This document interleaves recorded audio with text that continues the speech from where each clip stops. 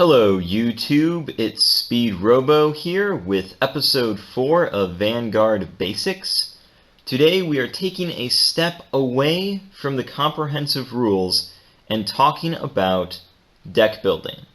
Today is going to be more of a tips video than a rules video.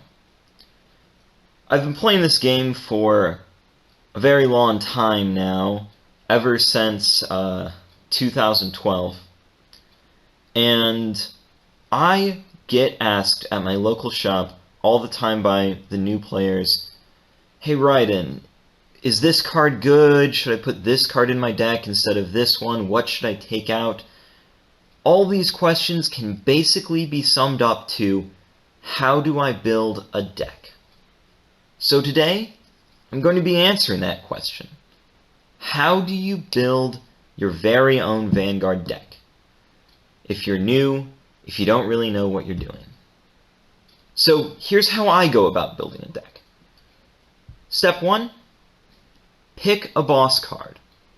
Find the clan you want to play and read every single grade 3 and grade 4 in the clan and find the card that you want to end on.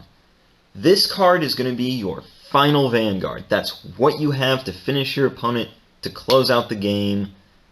That card is your deck's boss. And once you find your boss, then read every single card in the clan and find cards that synergize with that one. So for example, let's say your boss is Velvet Voice Reindeer. Well, cards that would synergize well with her are cards that gain power when a rearguard's returned to the hand, like Yvonne, or cards that activate a skill when they're returned to the hand, like White Crystal Rika.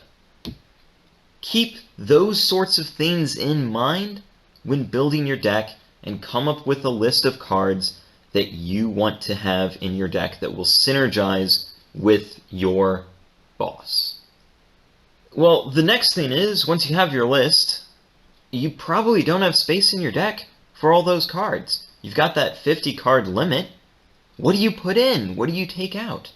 Well, you need to find a right grade balance. In the very first starter guides that Bushiroad printed, they had a recommended grade balance, and it was this Bushiroad recommended balance that I came up with my own values. Bushiroad says you want 8 grade 3s, 10 grade 2s, 15 grade 1s, and 17 grade 0s. Those 17 grade 0s are your 16 triggers. Remember, 16 triggers, no more, no less. And then your 1 Forerunner card. Well, I have a similar grade balance, but it's more like a grade range. What I usually strive for is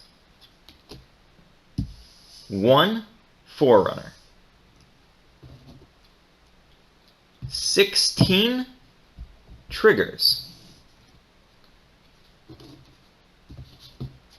13 to 16 grade 1s,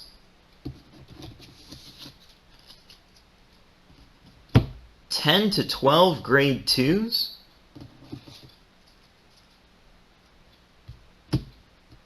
and 6 to 9 grade 3s. Keeping your grades somewhere in this range should result in a pretty good deck balance that will allow you to consistently ride to what you need without having to G-assist. Now, if you've seen my deck profiles, specifically my Nubatama deck and my Bermuda Triangle deck, you'll notice that I don't stay within these boundaries.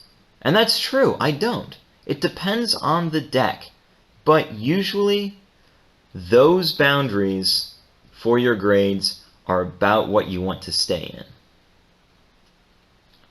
Now that you have your deck built, it's got the 50 cards, it's got a good grade balance, and it's got a boss, you need to play the crap out of that deck and test it out. Pay attention to things like, am I counterblasting too much? Do I have enough soul? Are my rear guards hitting for good power? If you notice any problems with your deck, go back to your list of cards and change it. Identify problem cards in your build and swap them out with cards that should help counteract the problems that you've noticed. That's how I build a deck.